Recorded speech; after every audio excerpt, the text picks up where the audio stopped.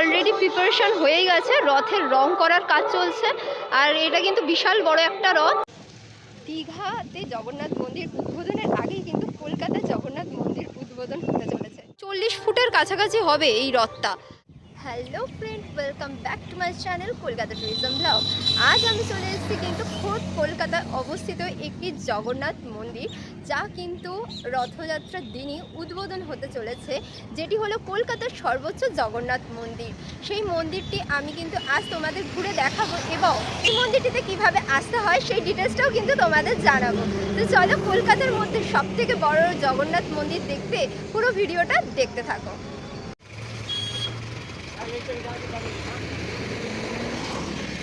তো দেখতে পাচ্ছ এইখানটাতে কিন্তু আমাদেরকে নামিয়ে দিল। এই যে চারিপাশটা তোমাদেরকে দেখিয়ে দিই, তো এই জায়গাটা কিন্তু নামিয়ে দিল। এখানে একটা মল রয়েছে, এই দেখো ওই যে দূরে লেখা রয়েছে ডাউন টাউন মল। এই ডাউন টাউন মলের সামনে কিন্তু তোমাদেরকে নামতে হবে। তো আমি বাস স্ট্যান্ডে নেমে গেলাম। নেমে যাওয়ার পরে কিন্তু মাত্র 300 থেকে 400 মিটার মতো হাঁটা রাস্তা। তো আমরা চলে যাব কিন্তু হাজরা কালীবাড়ি। তো হাজরা কালীবাড়ির পাশেই রয়েছে কিন্তু এই জগন্নাথ মন্দির।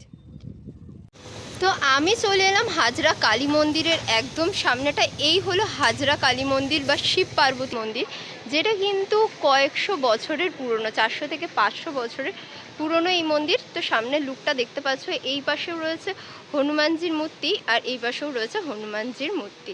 আর মাঝখানে দুই সখী, মাঝখানে রয়েছে মহাদেব।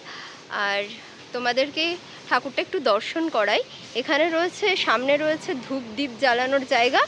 আর তার সামনে রয়েছে দেখো একটা বিশাল বড় কিন্তু হাঁড়িকাঠ, তার মানে কিন্তু এখানে বলি দেওয়া হয়।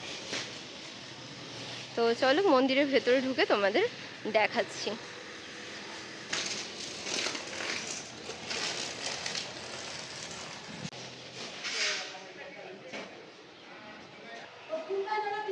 তো এখন দেখতে পাচ্ছি কিন্তু 12:30 বাজে, আর আমি কিন্তু এসে পৌঁছালাম এই শিব পার্বতী মন্দিরে।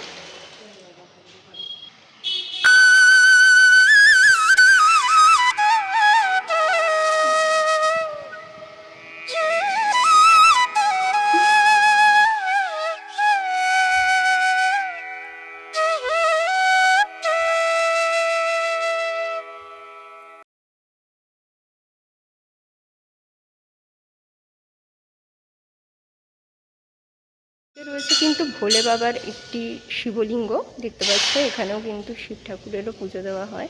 দেখতে পাচ্ছ ওইদিকে শিব পার্বতীর মূর্তি আর এদিকে শিবলিঙ্গ রয়েছে। মন্দিরের বাইরে দেখো খুব সুন্দর করে ডিজাইন করা রয়েছে সব পৌরাণিক কথাগুলো। এখানে হচ্ছে লেখা রয়েছে সব সতীর অঙ্গ কোথায় পড়েছে, দেখো এইগুলো লেখা রয়েছে এখানে। আর এই যে রাম সীতা যে বনবাসে গেছিল সেই ঘটনাগুলো কিন্তু এখানে পরপর দেওয়ালেতে ছবির আকারে বা এই যে স্কাল্পচারের আকারে কিন্তু ফুটিয়ে তোলা রয়েছে। আর এইদিকে দেখো প্রচুর মানত করে গেছে, সেই মানতের ঢিল কিন্তু এই গাছের গায়ে বাঁধা রয়েছে। এই দেখো এখানে কি সুন্দর সেই রামায়ণ কথাগুলো সমস্তটা কিন্তু পুরো দেওয়ালে ফুটিয়ে তোলা হয়েছে। পুতনা বধের যে ঘটনাটা সেটাও কিন্তু ফুটিয়ে তোলা হয়েছে। আমাদের ব্যানারটা দেখিয়ে দিই, দেখো এখানে কিন্তু লেখা রয়েছে আগামী 26শে আষাঢ় অর্থাৎ 11ই জুলাই বৃহস্পতিবার নবনির্মিত এই জগন্নাথ মন্দিরের দ্বার উদ্ঘাটন এবং বিগ্রহের প্রাণ প্রতিষ্ঠা হবে। তো সকলেই কিন্তু তোমরা চলে আসতে পারো, এখানে অ্যাড্রেসটা কিন্তু লেখাই রয়েছে। তো তোমাদেরকে বলে দিই তোমরা এই জগন্নাথ মন্দির আসবে কিভাবে। তো তোমরা কিন্তু চলে আসতে পারো বিধাননগর রেলওয়ে স্টেশন বা 1 নম্বর এয়ারপোর্টের কাছে। তো সেখান থেকে সাপুরজিগামী যে কোনো বাসে উঠে তোমরা কিন্তু কারিগরি ভবন বলতে পারো বা তোমরা ডাউন টাউন মলও বলতে পারো। তো সেখানে আসার পরে ওখান থেকে কিন্তু মাত্র 5 মিনিটের হাঁটা রাস্তায় তোমরা চলে যেতে পারো এই জগন্নাথ মন্দির দর্শন করতে। এই সামনে দেখতে পাচ্ছ মন্দিরের দুটো মেন দরজা তৈরি হচ্ছে এখানে। আর এখানে পরিষ্কারের কাজও চলছে, যেহেতু সামনেই রয়েছে বিশাল বড় অনুষ্ঠান। আর এদিকেও মাঠের মধ্যে একটা বিশাল বড় প্যান্ডেল করা হয়েছে। এখানে চলবে কয়েকদিন ধরে রথের মেলা, তার আয়োজন চলছে এখানে। দেখতে পাচ্ছ একটা বড় ফোয়ারা রয়েছে মন্দিরের সামনেই। আর এই হলো জগন্নাথ মন্দির। তোমরা দেখতে পাচ্ছ কি সুন্দর জগন্নাথ মন্দির, হোয়াইটের উপরে বিভিন্ন রকম কারুকার্য করা, পুরো হচ্ছে দেওয়ালের গা জুড়ে, পুরো দেওয়ালের গা। এই সামনের চত্বরটা কিন্তু সাদা মার্বেল পাথর বসানো, এখনও কাজ চলছে। তোমরা দেখতে পাচ্ছ এই দেখো চারিদিকে কিন্তু এখন কাজ করা চলছে। এই যে একবার ঘুরিয়ে দেখিয়ে দিলাম তোমাদেরকে। আর আশেপাশের পরিবেশটা অসাধারণ, শান্তশিষ্ট নিরিবিলি পরিবেশের মধ্যে এই হলো আমাদের সুন্দর কলকাতার জগন্নাথ মন্দির।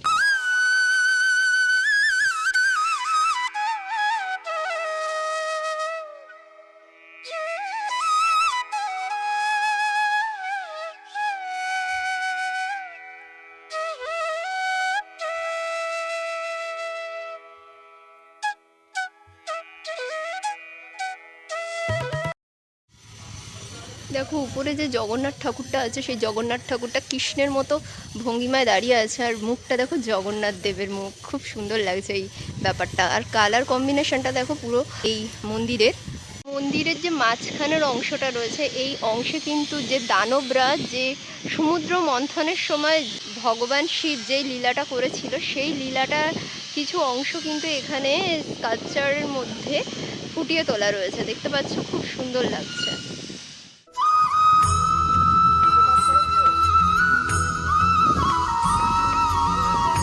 আস্তে আস্তে ভেতরের দিকে ঢুকে তোমাদের দেখাই। এখানে সামনেই রয়েছে কিন্তু একটা সিংহদ্বার, দেখতে কি সুন্দর লাগছে দেখো সিংহদ্বারটা। পুরীতে যেরকমভাবে সিংহদ্বার রয়েছে, সেরকমও কিন্তু এখানেও একটা সিংহদ্বার রয়েছে দেখো।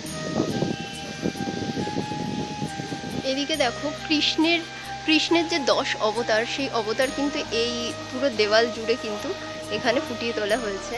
আর এদিকে পুরো দেওয়াল জুড়ে সমস্ত দেবদেবীর কিন্তু মূর্তি রয়েছে।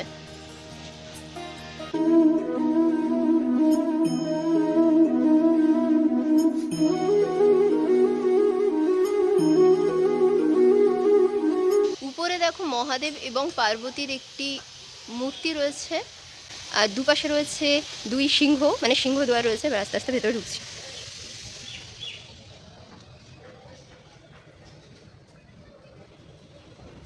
বাহ, ভেতরটা দেখো কি সুন্দর কারুকার্য করা, প্রত্যেকটা স্তম্ভে কিন্তু সুন্দরভাবে কারুকার্য করা দেখো। আর উপরেও কিন্তু রয়েছে ওই দেখো সব ঠাকুরের বিগ্রহগুলো কিন্তু উপরের দিকে রয়েছে, আর স্তম্ভগুলোর গায়ে রয়েছে।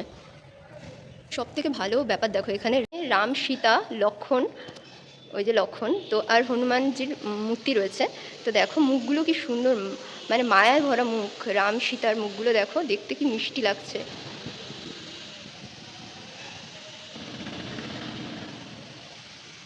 উপরে দেখো কি বিশাল বড় একটা ঝাড়বাতি রয়েছে, এটা যদি রাত্রিবেলা আসা যায় তো সুন্দরভাবে কিন্তু জ্বলবে ভেতরটায়, আর খুব সুন্দর লাগছে। পুরো ওয়াল জুড়ে কিন্তু কারুকার্য করা রয়েছে দেখো। এইদিকে রয়েছে বিষ্ণু, এদিকেও রয়েছে একটা বিষ্ণু, আর এইখানে থাকতে চলেছে কিন্তু জগন্নাথ দেবের বেদির পেছনের দিকের কারুকার্যটা দেখো। এটা কিন্তু ফোনে অতটা সুন্দর লাগছে না, সামনে থেকে এলে যতটা সুন্দর লাগছে। আর উপরে রয়েছে দেখো ঝাড়বাতির ডিজাইন, ঝাড়বাতিটাও কিন্তু বেশ সুন্দর।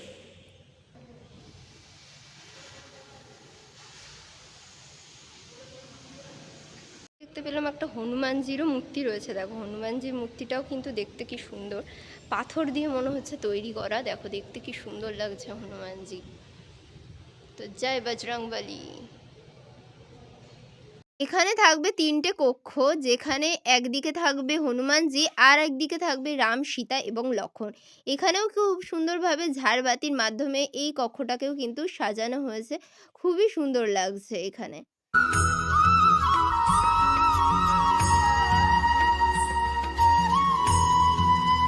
তো মন্দিরের গায়ে কৃষ্ণের 10 অবতার এখানে ফুটিয়ে উঠেছে এক এক করে। প্রথমে কৃষ্ণ, তারপর নৃসিংহদেব, তারপর মৎস্য অবতার, আর এই দিকের সাইডে রয়েছে প্রথমে রাম, তারপর বরাহ, তারপর কচ্ছপ অবতার। এই সব অবতারগুলো কিন্তু মন্দিরের দেওয়ালে খুব সুন্দরভাবে ফুটিয়ে তোলা হয়েছে, দেখতে ভীষণ সুন্দর লাগছে।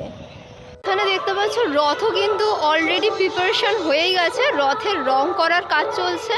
আর এটা কিন্তু বিশাল বড় একটা রথ দেখো, খুব সুন্দর কিন্তু রথ এখানে প্রস্তুত করা হচ্ছে। তো এটা কিন্তু এই বছর রথ টানা হবে, যেহেতু এটা প্রথম উদ্বোধন হচ্ছে এখানকার মন্দির এবং এখানকার বিগ্রহ।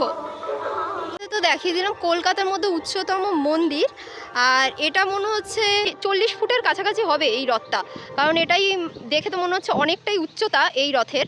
তো তোমরা দেখে আইডিয়া করে বলতে পারলে বলো কত ফুট উচ্চতা, বা এখান থেকে যারা দেখছো তারাও বলতে পারো যে কত ফুট উচ্চতার রথ এখানে তৈরি করা হচ্ছে। তো তোমরা যদি পরবর্তী ব্লগ এই মন্দিরের উপরে দেখতে চাও যে মন্দির কটা থেকে কটা পর্যন্ত খোলা থাকে, সেটাও কিন্তু আমি তোমাদের জন্য নিয়ে আসতে পারি। তো অবশ্যই বেশি বেশি করে কমেন্ট করে আমাকে জানাতে থাকো। তো দেখা হচ্ছে পরবর্তী আরও একটি ভিডিওতে। ততক্ষণ ভালো থেকে সুস্থ থেকে take care, tata, bye by.